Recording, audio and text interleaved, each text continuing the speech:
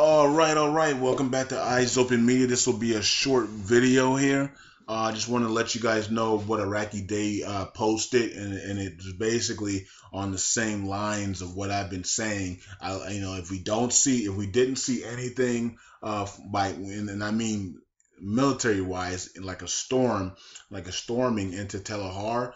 I was saying if we didn't see that Saturday or Sunday, then look for it into a Tuesday, into a Wednesday. They like Tuesdays into Wednesdays for big things, big events. Okay, so and then today, Iraqi Day posted this, the final chapter. Okay, the final chapter, which means the final chapter on Western Mosul is here. Okay, so they're all prepared, they're ready to go, and we know that the federal police is in place, the emergency response division are in place, and in northwestern Mosul, and they also came down a little bit to the if you looked at the map yesterday, you saw that they got that area green. They completed it's like a Florida peninsula. It looks like up north. They got that completely green now, and we're looking for them to then storm downwards in and turn that whole thing green from up top of the map. Okay, and then also they're going to be dealing with the foreign fighters in that area, okay, of the map as well, in that top area. Okay, but for us, we're looking for the storming of the Al Nuri Mosque.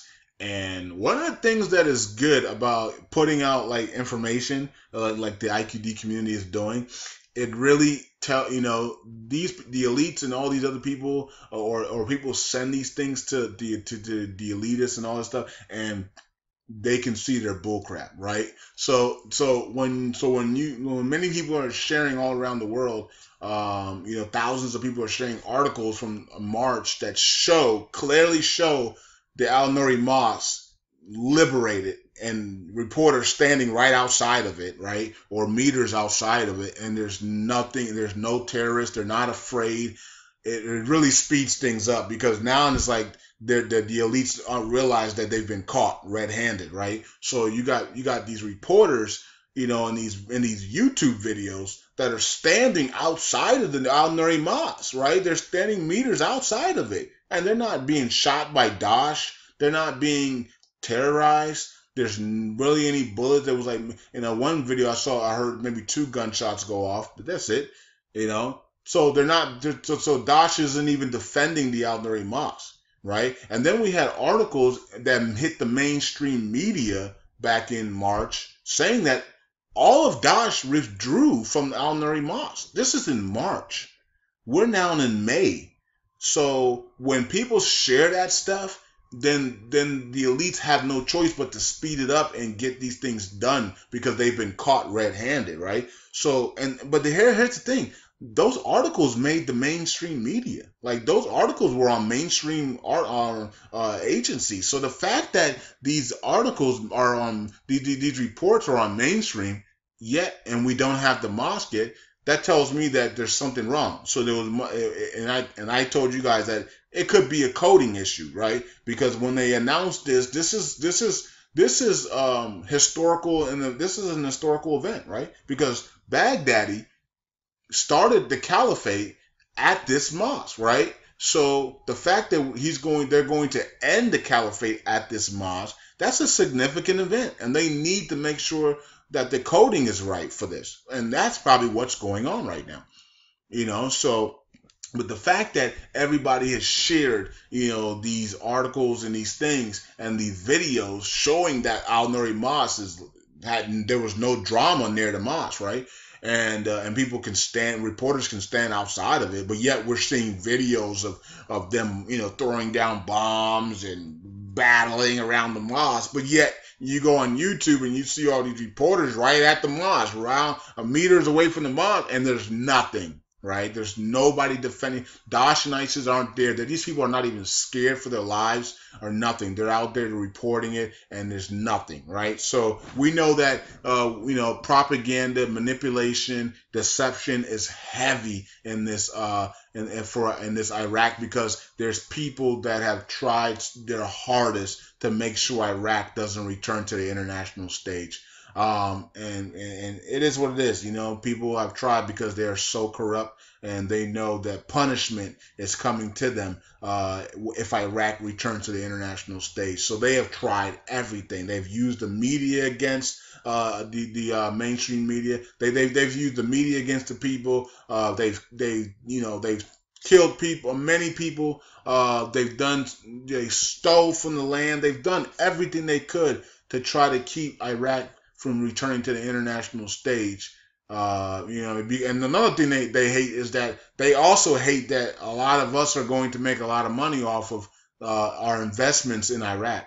So that's another thing that they hate. They hate that we're going to be making money off of Iraq returning to the international stage from our investments. You could be in the IQD, you could be in the oil refineries, you could be in the stock exchange, you can be in so many different things. Maybe you have a company in Iraq or whatever the case. Maybe you have some humanitarian funding coming from Iraq or whatever the case may be. You may be in some projects in Iraq. Whatever the case may be, they understand what's about to happen and they can't stand it, right? And so they are trying their best to make sure that Iraq doesn't return to the international stage. So they're putting all of this deception out there on purpose. Okay, so and also, so let's just finish up with this. So the final chapter is here. Okay, Iraqi Day posted this earlier this morning, and he says that all Iraq observers keep an eye close on Mosul for the next 48 hours. Okay, so this puts us right into our Tuesday into Wednesday time frame. Okay, of maybe some type of storming in the Al Nuri Mosque, or some type of massive storming up north, coming downwards towards the Al Nuri Mosque. Okay, so in my study of the map, I told you guys that they might get everything else first before they give us the mosque. But I really want them to give us the mosque this week, right? I want them to give us the Al Nuri Mosque this week, okay? But if they plan on keeping and not telling us about the Al Nuri Mosque till last, then that's what if they want to do that, then they can do whatever they want, right? But if we see some massive storming coming through from the up north, and they'll take out the foreign fighters, and they'll get those areas green, and then everybody will meet up right at the right coast connector at the and around the Al Nuri Mosque, and then a body will make his way over there, and he'll announce the full liberation, where Baghdadi announced the caliphate. So we're looking out for that. We know that the Mosul's going to take another couple of days, another, couple, I say couple of days, meaning, maybe between the 12th, like Iraqi Day decoded there, or coded there, May 12th, 2017. We don't know what that is for. It could be for the liberation date, the full liberation date. We'll see, right? So I'm going to say between the 12th, we're going to be looking between the 12th of May through, the 26th. Since Ramadan begins on the 27th, I'll say between the May 12th to May 26th is when we're probably going to see the whole map turn green. Has nothing to do with the economic reforms. They can do that this week. They can do that next week. They can do that, whenever they want to do, right? Especially if they get the symbol of liberation, which is the Al Nuri Mosque. Okay, so we're hoping that we get the Al Nuri Mosque before the 12th, and then we get full liberation on the maps between the 12th and the 26th. Donald Trump's going to be there around the 20th area to the 26th area, that time frame between maybe May 15th to the 26th that window of that 10-day window, 11-day window time frame, that's probably when he's going to be there, because we know he's going to be in Israel on the 20th. So, and then we know Ramadan starts on the 27th. So he's going to want to be there before Ramadan, but he wants to probably be there after the map fully turns green, so he can celebrate with a body and congratulate a body on full liberation, and also returning Iraq back into the international world. Okay, so that's a quick video from me. Final chapter of Mosul's coming. It's been a long journey. It's been a long road, and final chapter is here. Final hours is coming. Once they get the Al Nouri Mosque, and we will be in final hours, okay? And they're about to storm a whole bunch of different areas, and they're going to try to get this done as quick as possible now, as you guys can see. And one of the biggest reasons why is because Donald Trump's coming to town, okay? And also Ramadan, they want to make sure it's done before Ramadan, so they can enjoy their Ramadan with full liberation of all areas of Iraq liberated.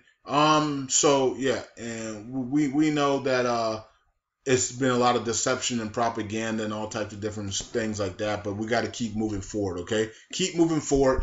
The next 48 hours, let's see what happens here. Iraqi Day is usually correct on these things because he knows the inside of it. He knows the forces. He knows what's going on. He lives in that country. Okay, so I'm going to also watch Hadir to see if he's eyeing the same thing the next 48 hours. We could see maybe a major storm into the Al Nouri Mosque or other areas in Iraq, and begin the final phase, the final hours of Western Mosul. And finally, this thing is going to be coming to an end. And yeah, and I think that's good news for a lot of us. A lot of us think it's already over. Okay, so but you know, let them tell the story. It's their story. If they want to lie, they want to be deceiving, if they want to propaganda, that's their story. Okay, let them tell their story. When they want it to be done, which is about to be done, then they'll give it to us, right? And then we'll move on from there. Okay, so once again, you know, don't rely on one investment. Always have multiple investments. Always be looking for new things. Keep your mind always looking on new investments. Keep your mind looking for new things. Don't just sit on one thing. I saw somebody say everything's in Iraq. I spent everything on Iraq. And it's like, no, you didn't, because most likely you spent everything on Iraq 3 years ago. So you've had money since then. You had money to probably buy, you know, to buy clothes, to buy shoes, to buy food, to buy a new car, maybe, to buy all types of different things, birthday gifts and all, Christmas gifts, you know, all the time. So when people say, I spent all my money on Iraq, and they say, and you tell them, how long you been in investment? They'd be like 3 to 5 years. Like, okay, so what happened in the last 3 years? You've been able to do everything else, but you can't invest your money in other things. That's crazy to me. Okay, so don't be that type of person that says, I invested everything in one investment, and then think that you don't get a paycheck every week. You're still working. You get paychecks every week. Okay, every 2 weeks. So you're able to buy food. You're able to buy presents and gifts and all types of stuff, but you can't put your money into other investments.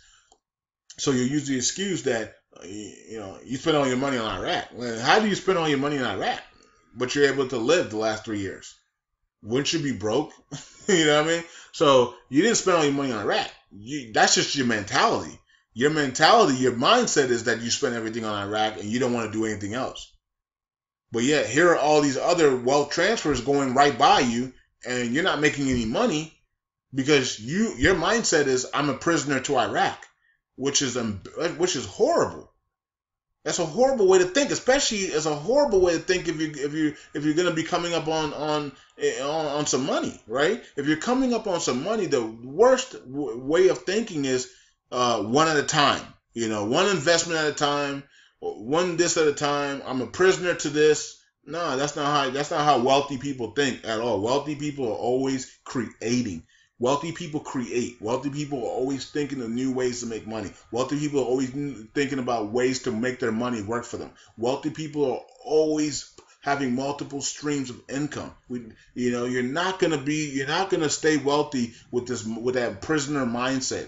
that poverty mindset. You guys got to get out of that. I've been saying that for 2 years now, and a lot of you guys are so deep in that right now. Some of you guys are worse off than you were 2 years ago. Like everything depends on Iraq. My whole life depends on it. That's crazy. That's crazy because you're breathing and you're working. If you're breathing and you're working and you have a mind, you can create your future. You can create products. You can create things. You can join businesses. You can create new ideas with family members, friends, business partners, people at work. You can create things together and make it work and get online and create maybe a website online and start monetizing it. You can create your own YouTube channel and monetize it and start making money. You can do so many things with your mind. Your mind is your wealth transfer. So the fact that people are saying that Iraq is everything to them. Like, my whole life depends on one investment. That's crazy thinking. And so we need to get out of that. I don't know how you guys got to that point, but we definitely need to break out of that immediately. Okay, so start using your mind to create new ideas, new inventions, and bring it to people. Bring it to people that you trust, and say, hey man, I got this on my mind. Can you go in half with me? Or I got this. Check this out. Check that out. Like, get your mind working, man. That's what millionaires do. Millionaires don't have this prisoner mindset.